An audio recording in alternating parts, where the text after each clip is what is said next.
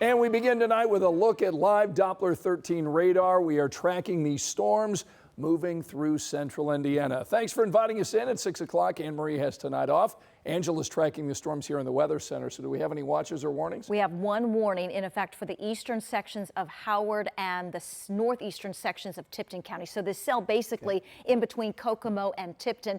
Potential for some large hail, potential for some damaging winds. And you can see along this line of storms, lightning is a threat as well. Let's get you caught up on that one warning. It's for this storm that is now in the southeastern sections of Howard County. This will go until 6:15. It's going to stay just northeast of you, Tipton, and just to the southeast of you, Kokomo, and head into the western sections of Grant County. So think that area between Marion and Elwood. That's where this potentially severe storm will go. That's a close-up view of this storm. And here's its relationship to Interstate 69. If it would hold together, Fairmount, you will also be in the path. We've got some heavier cells moving into the northern half of Boone County. Heads up Lebanon. They're moving in now with heavy rain and lots of lightning. Ladoga as well into Waveland. This will continue to push off to the south and east. As you can see with Future Track 13, we're going to be dealing with this line of storms over the next several hours. More updates ahead. All right, Angela, thanks so much. Help is coming tonight from FEMA for Hoosiers who've been impacted by all the flooding. A major disaster declaration has now been approved for the state of Indiana. So that means Hoosiers living in 21 different counties can qualify for federal funding to rebuild. Our Jenna Webster talked to one woman today who's been hoping for this news since the flooding began. Follow me and I'll take you around. Gone is the floodwater, but left behind is a house down to 2x4s and insulation. Yeah, I can feel it. Yeah. Sandra Falk's home in Ravenswood still feels wet 12 days later. Fans replace items of furniture, like a replica of Charles Dickens' desk. The bottom of it sat in 14 inches of water, and I'm praying to God that it will be restored. I don't know. I don't know. I don't know is her word of the last 12 days. If anybody asks me things, my answer is, I don't know. What she does know, the damage isn't covered by her homeowner's insurance, and she doesn't have flood insurance. I called 211, and she asked me very specific questions, and I described the 14 inches in here, the 19 inches out there, and described about what was lost. Sandra applied for the state's $5,000 disaster assistance. That's still pending. Where's this next? But she spent the last 12 days Select the disaster that affected you. So now I can. waiting for this. I'm so grateful to God that He answered prayers, and we are going to get some assistance from FEMA.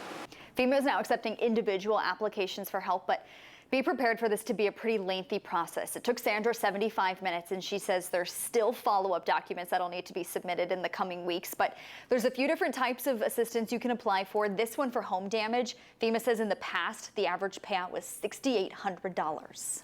He said it depends on what all the inspectors say and how much they will allow each household. That's only the essentials. Anything else is out of pocket. That's another of Sandra's I don't knows. How much is all this going to cost? I'd say 3/4 of my neighborhood have lost everything. We've lost everything. But for all the I don't knows, she's leaning on her army of help from friends. I'm trying not to melt down. I'm trusting God every day that He's going to protect me and provide for me. And I can't go there. And taking it one moment at a time. In Indianapolis, Jenna Webster, 13 News. Indiana Governor Mike Braun announced a new text service to help Hoosiers impacted by flooding and severe storms. So I want to show you how it works. Here's what you do. Text IN211-HELP to 898-211. Then you can share information about the kind of assistance you need and find resources that are near you. You can also submit requests for state relief funds. So again, just text IN211-HELP to 898-211. Tonight, flood victims in Anderson are seeking relief while finding ways to help others. Our Brandon Schaff tells us tonight how they're helping neighbors recover as they clean out their own homes. Removing drywall and flooring, clearing out piles of debris. This Anderson home sustained major flood damage this month. 3 to 4 feet of water filled the basement and first floor. The flooding even causing part of this basement wall to collapse. The homeowner has 15 years of experience helping communities prepare and respond to disasters. I've taken everything that I've learned through the years and applied it to my own house right now. That's all that I can do. It's a lot to be done, and I'm grateful for all the help that I've had. This time, others stepped up for her. This organization came all the way from Alabama to help in Anderson. Homes across the city look like this, and many people are offering a helping hand with the cleanup, like at Tracy and Jeremiah Walters' house on East 17th Street.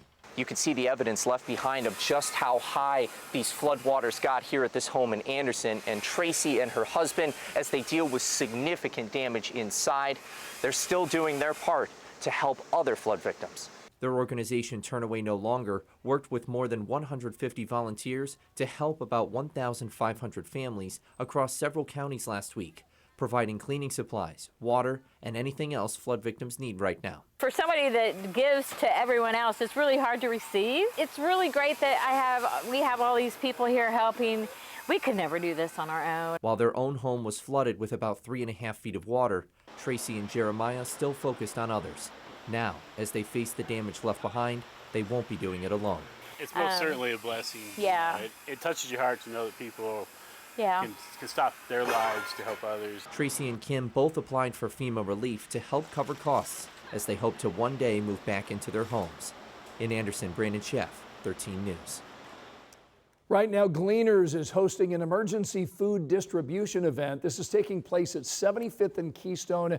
It runs until 7 o'clock, and look at all the cars and the people that are there right now. Coming up at 6:15, I want you to see how events like this one are providing help for Hoosiers impacted by the flooding.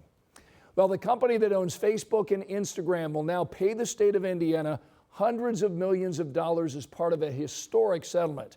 Meta agreed to pay up to $18 billion to resolve a lawsuit from several states claiming it knowingly designed and then used harmful and addictive features intended for kids and teens. The Indiana Attorney General told us that Indiana is guaranteed about $296 million and could receive up to $419 million. That money can be used for youth online safety initiatives and other state priorities. Meta, by the way, also agreed to make sweeping changes to platforms. We have more details about this decision over on WTHR.com. Developing tonight at 6, a woman is now under arrest accused of abandoning a baby on the southeast side of Indianapolis. Police discovered the baby Monday evening behind a strip mall near Emerson and Arlington. The baby thankfully was not hurt. A 24-year-old woman is now facing a preliminary charge of neglect. Tonight, 2 teenagers are charged with murder, accused of shooting and killing a 16-year-old. All of this unfolding last May at the Colonial Square Apartments near 46th and Moeller. And tonight, our Ashton Hackman tells us what led to the gunfire. Newly unsealed charging documents reveal that shooting stemmed from a gun deal between the teens.